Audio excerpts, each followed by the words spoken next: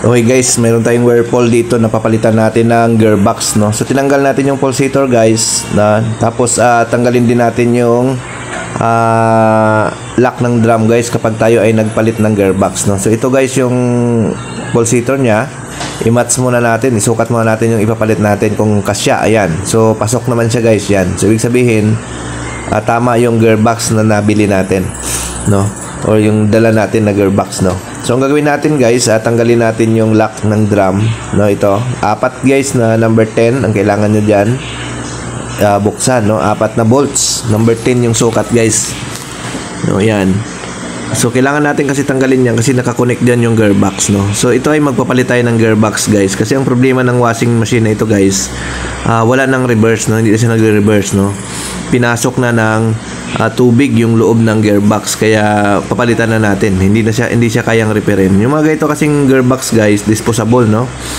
Hindi siya kayang repairin, kaya kailangan palitan mo siya, no. Kasi nagkakasira yung gearbox na yan guys, lalo na pag tinamaan na yung pinaka water seal niya, yung rubber na nagpo-protect diyan sa mga bearing niya, nagkakaroon na ng butas or tumagal na or lumutong na.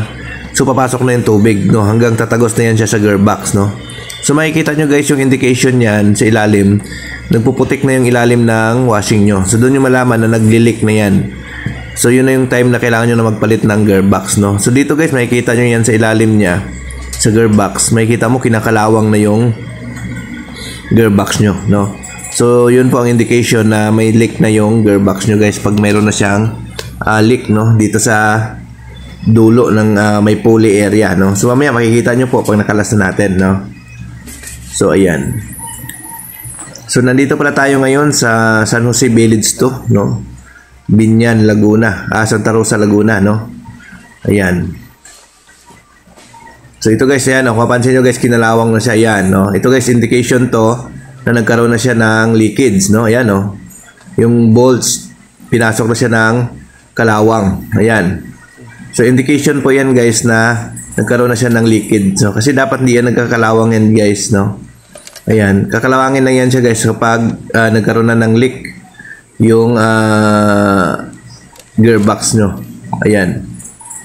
So ang pagtanggal naman nito guys, no, tanggalin nyo talaga yung buong assembly ng gearbox, no, para hindi kayo mahirapan. Kasi mayroong nag-comment sa akin nakaraan, hindi na nila matanggal yung gearbox, kaya pala hindi naman nila tinanggal yung buong assembly mismo, yung pinaka-base ng gearbox hindi nila tinanggal. Ayan, so ginagamitan natin dito guys ng impact, no, para mas mabilis natin matanggal itong mga bolts na nandito. Kasi kung manumanuhin natin, medyo matagal din, no. Ayan. So pangkalasin natin to guys yung mga bolts na nandito, no, para matanggal natin yung gearbox. Ayan. So yan guys, mapansin nyo to, ayan, mapansin nyo to guys, itong may gear na portion, puro kalawang na, ibig sabihin nagli-leak na yan, no, nagkaroon na ng leakage dyan yung gearbox, no. So ang gawin nyo guys, bago nyo kalasin, kung DIY kayo, picturean nyo muna para hindi kayo malito, no. So pang tanggalin nyo lang naman dyan yung mga bolts na nakakonect dyan mismo. So alisin nyo yan mismo, buo yung pinaka base ng gearbox, no. So ito guys, yung drain motor, tanggalin nyo din, alisin nyo rin yan para mahugot nyo buo yung pinaka gearbox nyan. So yan. So hindi na natin i-cut siguro yung video, no, para naman kaya natin humaba para masundan ng iba. So yan, tanggalin natin drain motor. Yan. Basta lahat ng screw dito guys sa ilalim, tanggalin nyo para hindi na kayo mahirapan, no. Ayan. Lahat ng mga screw guys na connect, tatanggalin. Kasi alisin natin yung buong gearbox assembly guys. Ayan. So yung gearbox na yan guys, available yan sa amin, no. Message lang kayo pag kailangan nyo ng parts ng gearbox. Available yan sa atin, no? Yung Whirlpool LSP model na mga ganitong model. Available yan sa atin guys, yung gearbox niyan. So message lang kayo kung kailangan nyo po ng gearbox, no? So pwede nyo rin kung kayo may Whirlpool guys, silipin nyo yung gearbox nyo. Pagka nagkaputik na yung ilalim nyo guys, 100% may leak na yung gearbox nyo. Or lalo na kapag nag-ingay na, no? Nagsimula ng dumadagongdong, no? Yung parang may eroplano kapag nag-spin. Ayan, sigurado yan, nagli-leakage na yan yung gearbox nyo. Yun din, isang indication na may leak na yung gearbox nyo. Kapag nag-spin, dumadagongdong na yung washing machine nyo. Nakakabulahaw sa kapitbahay guys. Ayan. So tanggalin din natin guys yung motor. No, itong motor alisin din natin to. Ayan. Naka-bolts lang naman to. Madali lang naman yan guys, ibalik itong mga ganitong motor. No, kung DIY nga kayo, picturean nyo lang para hindi kayo malito. Ayan. So hindi na natin i-cut yung video guys, no? Para naman masundan sa mga baguhan na gustong matuto paano magpalit ng gearbox ng Whirlpool automatic washing machine. No?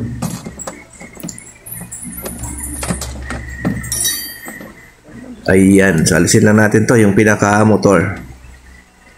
Ayan. Pag natanggalan natin yan, no? Basta lahat ng screw guys, alisin nyo, no? Pag natanggal nyo na yan, pwede nyo nang bunutin yung gearbox, no? Pag wala nang nakakapit dyan. Ayan. So itong drain guys, nakakaharang ito minsan, no? Pwede nyo itong alisin, yung pinaka-drain nya. Pero kung matigas, pwede nyo naman ilihis lang yan. Kumbaga, itagilid nyo lang yung gearbox. No? Ito guys, subukan natin siyang tanggalin. Medyo matigas, no? Yung pinaka-drain nya. So, pwede naman yan guys, kahit hindi natanggalin yan. No? Kasi minsan nababali yan pag pinipirsa natin. So, ang gagawin nyo na lang guys, tanggalin nyo siya na parang ilihis nyo lang konti, no? Para matanggal nyo yung pinaka-gearbox na yan. Kasi ito yung sa itaas na yan, yun yung pinaka ng drain yan. So, lahat ng screw guys nakakonect, alisin nyo po, no? Para mahugot na natin yung pinaka gearbox niyan. Ayan. Sa mga gusto pala magpa-service sa amin, no? Message kayo sa aming Facebook page, Northshire Repair Shop. Sa mga mag-order naman ng parts, message kayo sa ating Facebook na Northshire Vlog. No? Ayan. So, lahat ng screw guys, aalisin na nakakonect dito sa panel para mahugot natin yung pinaka gearbox.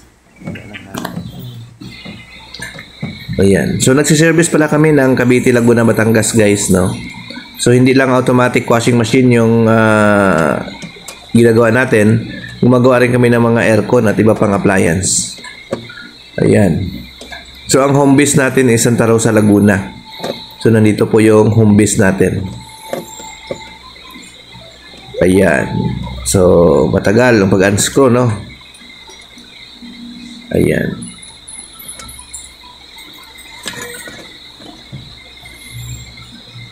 So, alisin lang natin yan, guys, no? So, ito, guys, para lang sa mga baguhan, no? Na hindi pa nakaka-experience kung paano magkalas ng gearbox, yan. So, pag wala ng screw, guys, wala na, hatakin nyo na lang to.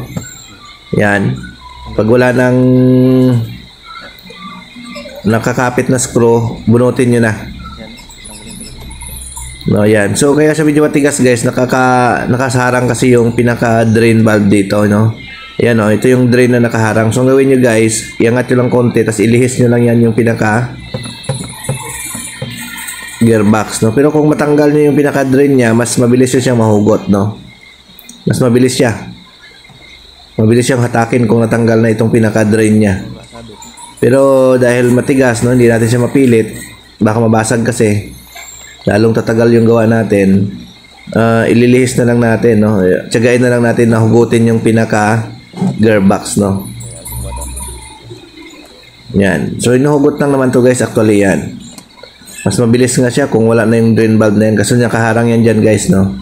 So, minsan, guys, ang ginagawa namin, tinatanggal namin yung pinaka-drain valve, no? Kaso, matigas yan, no? Baka mabali kasi pagka sobrang tigas na pinilit natin. Ayan. So, ililihis lang natin to para makuha natin, no? Yan, ito lang naman yung parts, guys, na medyo mahirap sa pagtanggal ng gearbox ng Whirlpool. Na medyo tiyagain mo siya talaga hatakin yung pinaka-gearbox niya. Na hindi mo kailangan alisin yung yung drain valve, no? Ayan, kasi yung design nito, yan, oh, nakaharang yung drain valve, oh, nakaakap yung drain valve niya. Tapos yung drain valve na yan guys, naka-silicone yan or naka-sealant, no? So hindi mo siya masyadong magalaw. So kailangan lang talaga dyan, ito may screw dito, alisin natin para medyo maiangat natin ng konti yung pinaka-drain valve niya. Ayan, no? Pipilit natin na ano guys, at tigas talaga, no? Hindi siya kaya. So ang gawin natin, ilihis na lang natin. Yan. Ayan, no? Tigas, no? So yung iba niyan guys, malambot lang. So mayroon ding matigas, no? Pagka matigas siya, ayan. Okay na, natanggal na natin. Pinagtiyagaan lang. Ayan. So ito yung sinasabi ko guys, oh. Yan, no? Nagkaroon na siya ng leak, no? So kinalawang na siya dito sa puno. So dito na dumadaan yung tubig guys, mula doon sa loob. Ayan. So ito yun guys, yung bago na ipapalit natin. Ayan. Ayan. So sasalpak na lang natin to. Ayan. Salpak natin. Iangat natin yung drain para maikabit natin siya. Linisan muna natin to, no, yung pinaka salpakan niya, no, para luminis naman, para hindi kagad kalawangin guys.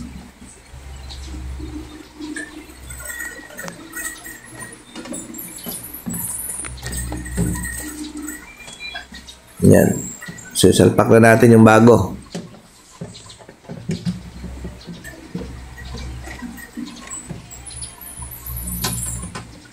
Yan. Nakabit na natin.